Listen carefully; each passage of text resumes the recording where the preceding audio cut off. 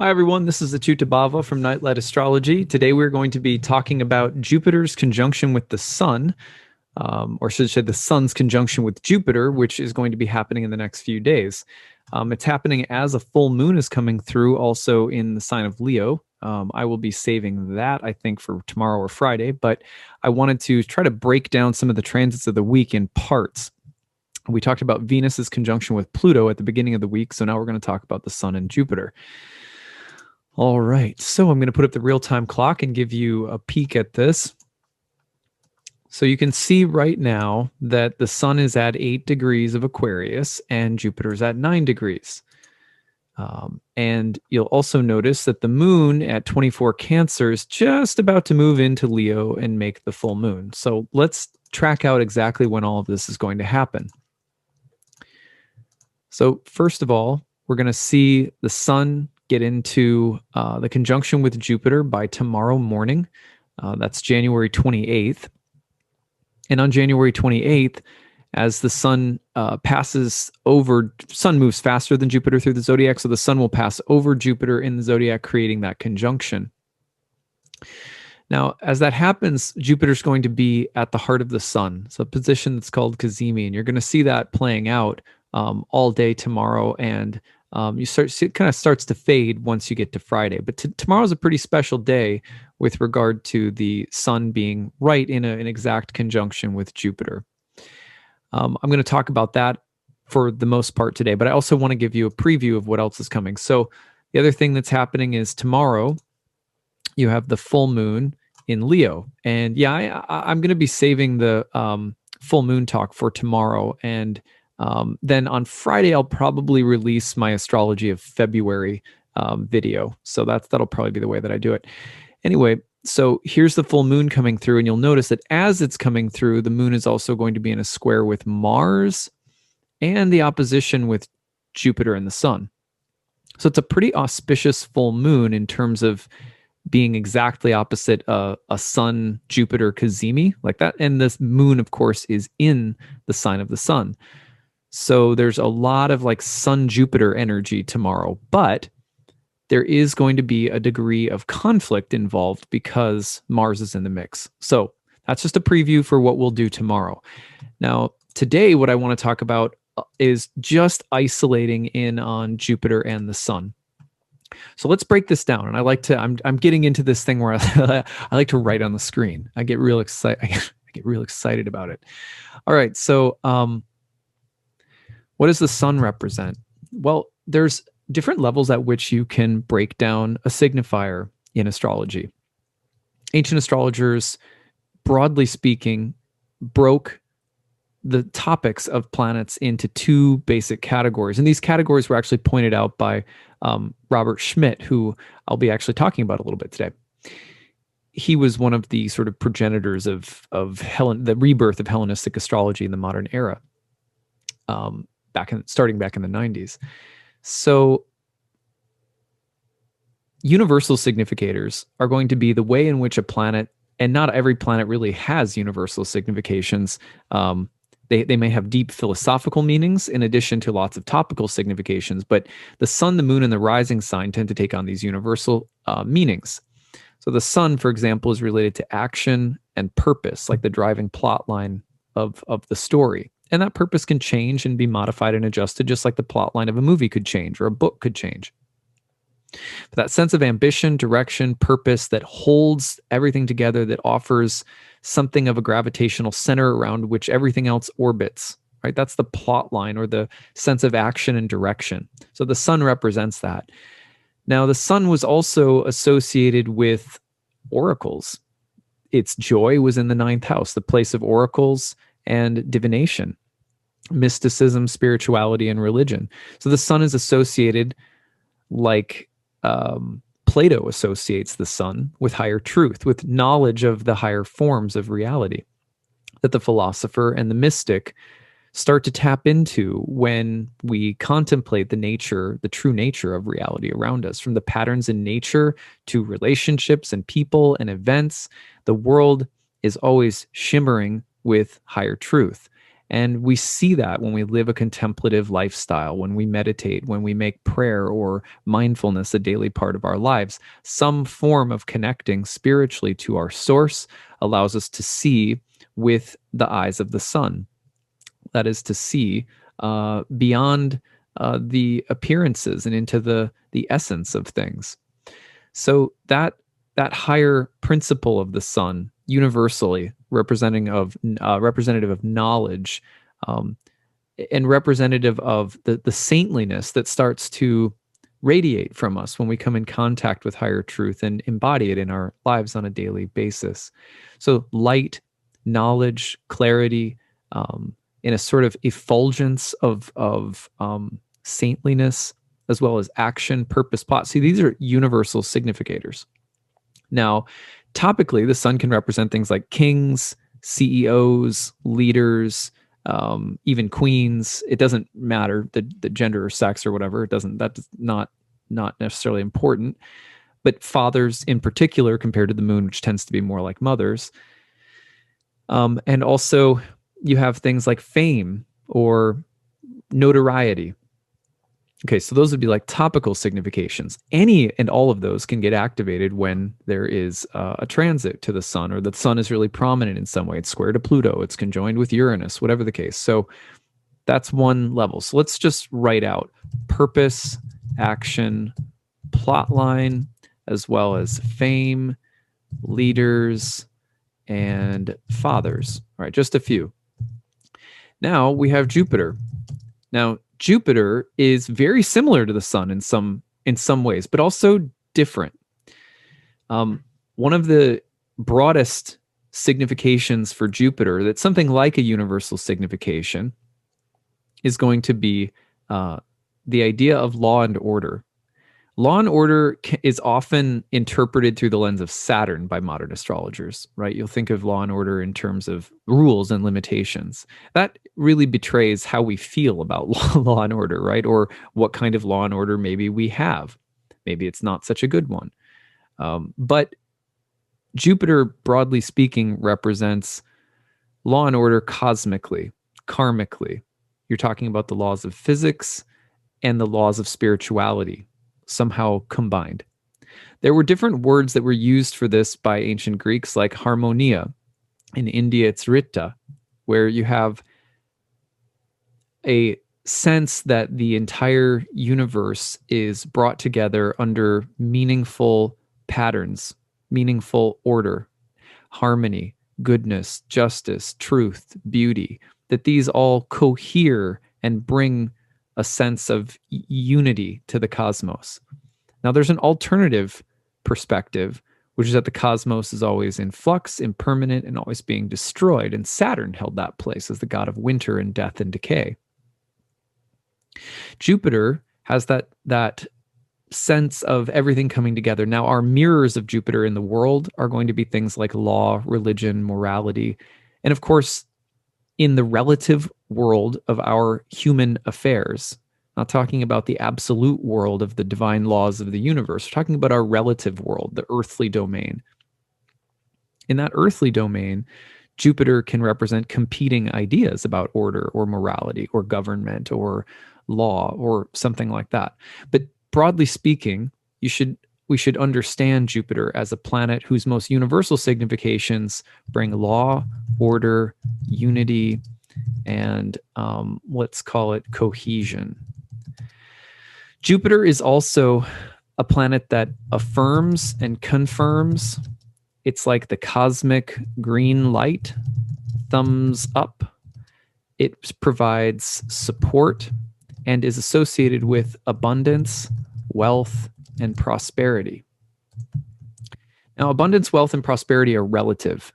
When you hear those words, people will instantly cringe because we think a lot about materialism and greed and hoarding of resources and, devastation of the environment at the cost of consumerism and things like that.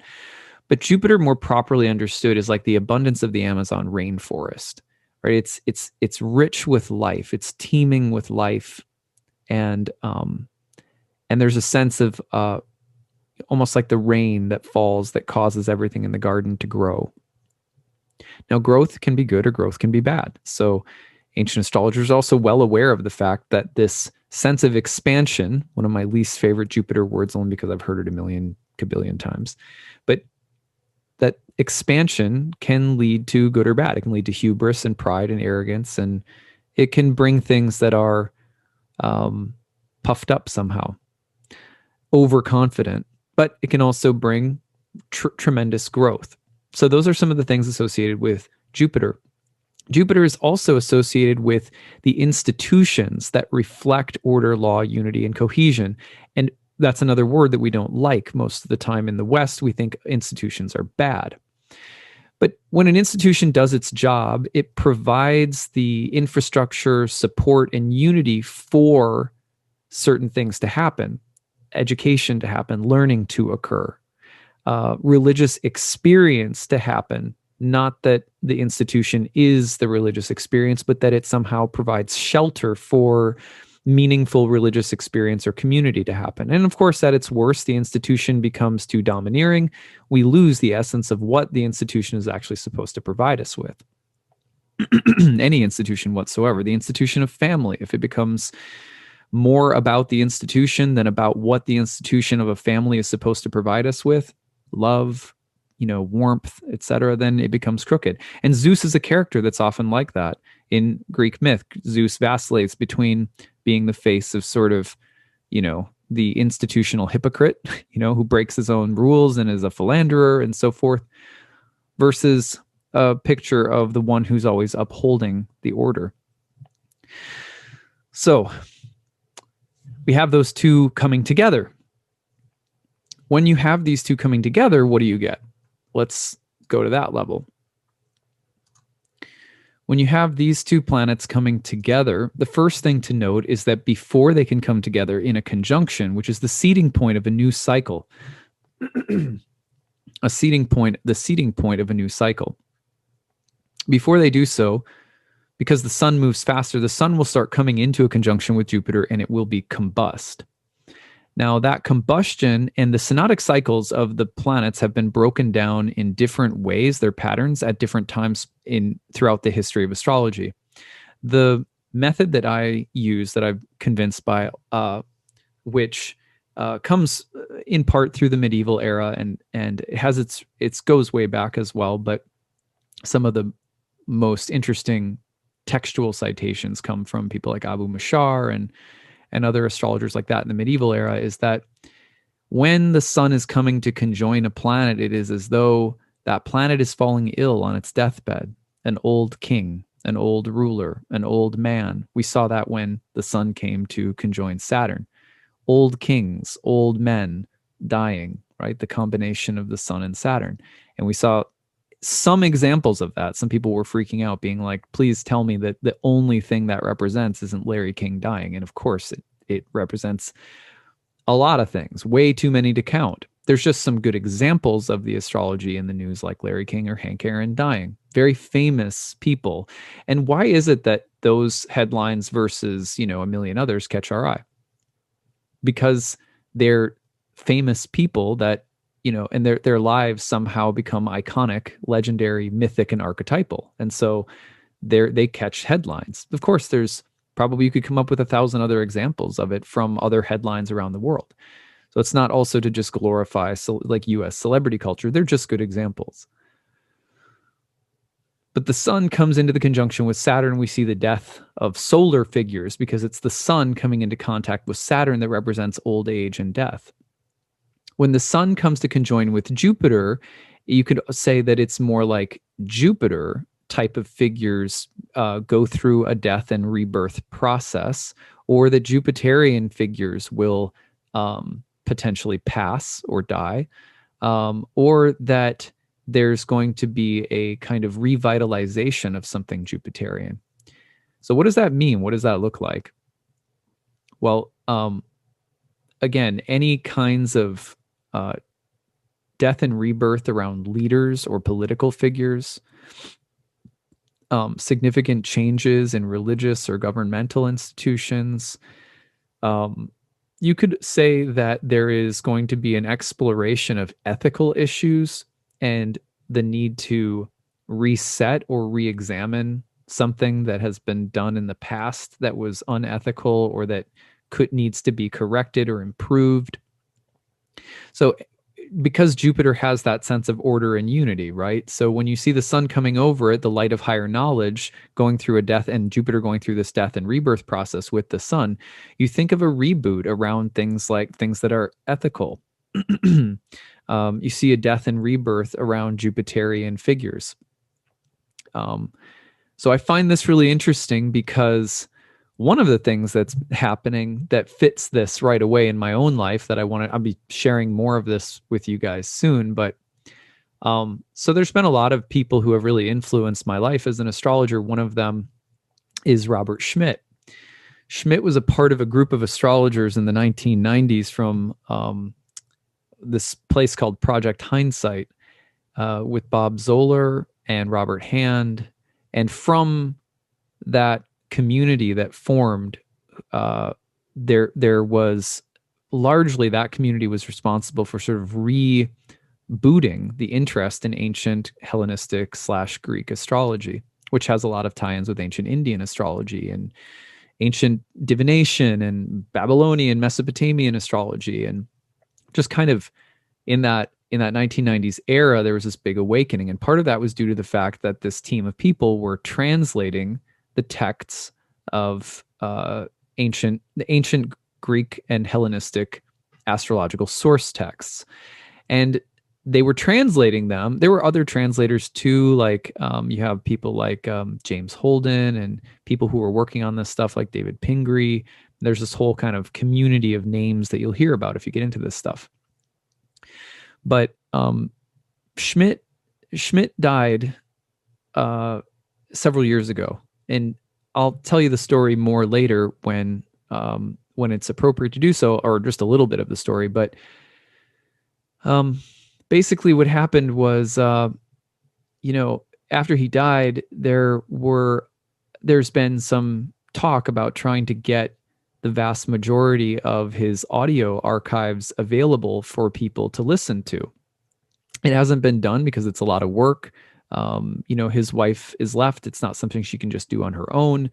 So a group of his friends finally came together and they have prepared a website to basically put out the entire archives of his audio work. Now that's something that I've listened to. Like I'm pretty sure I've listened to every single thing he's ever done. And he's the reason that I shouldn't say he's the reason, but he's one of the big reasons that people like Demetra George, Chris Brennan, Robert Hand, and lots of other people that were there and influenced by his work. I think Austin Coppock was there at one point in time, but if you know any of these names, you know that these are people who are kind of modern / traditional practitioners who have been deeply influenced by Hellenistic astrology, ancient Greek astrology. So his talks were very, very dynamic and really interesting. And he was this really dynamic teacher. And what do I want to say? The body of his work is really vast. There's a lot of it. And he was also unique in that he wasn't at first really a practicing astrologer. He was a philosopher and he knew Greek, and he was really well versed in Greek philosophy and ancient Greek mathematics. He was kind of a Renaissance man. But his excavation of all of those texts really inspired a whole generation of astrologers, including myself. It's been nearly impossible for a lot of people to hear and have access to that. You're getting a lot of the things that, not all, but a lot of the things that were inspired by him, you're going to hear from people like myself and others like Chris Brennan in his book that he wrote, The Hellenistic Astrology. You'll see that he cites Schmidt a lot in that material. Of course, Chris's research was really vast and went, well beyond what Schmidt did as well. But that research is so it's so, all of it is from Demetra, her book Ancient Astrology. A lot of it came from some of the inspiration that they received right from being at Project Hindsight. So his audio archives are about to be released.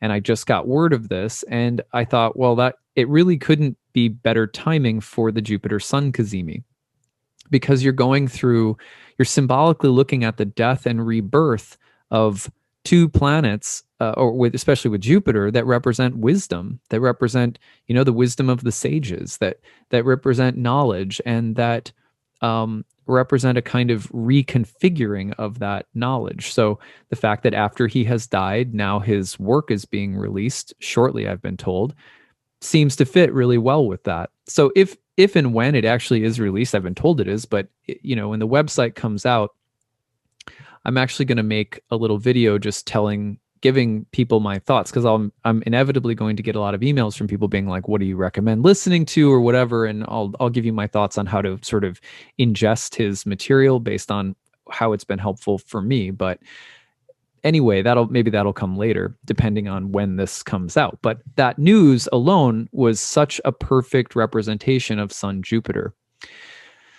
So there's also Sun Jupiter conjunctions can be moments of empowered or illuminated understanding and wisdom. Like I was saying, the reset of or the need to explore or talk about things from the standpoint of what is ethical or what is true versus what is false or unethical. Reconfiguring different things about institutions or organizations, especially because of some new vision statement or some guiding principle that has to be installed so that, maybe things work better. And there's a connotation here that things may have been falling apart with Jupiter under the beams of the sun. You get a Jupiter that's dying, right? So when truth, order, unity, or anyone that sort of wears the mantle of that authority has gone through some kind of death, and then there's a rebirth. This can also happen just in terms of reconfiguring your philosophy about something or your understanding of something. So those are the dimensions, themes, types of people that you might see going through this pretty deep reboot. Now, all of that is going to be amplified greatly by the full moon tomorrow and by the square to Mars. One of the things that we can add into this, just as a preview right away, is that whatever this installation is, it won't come without its conflict or controversy on some level, or the need to kind of willfully assert something.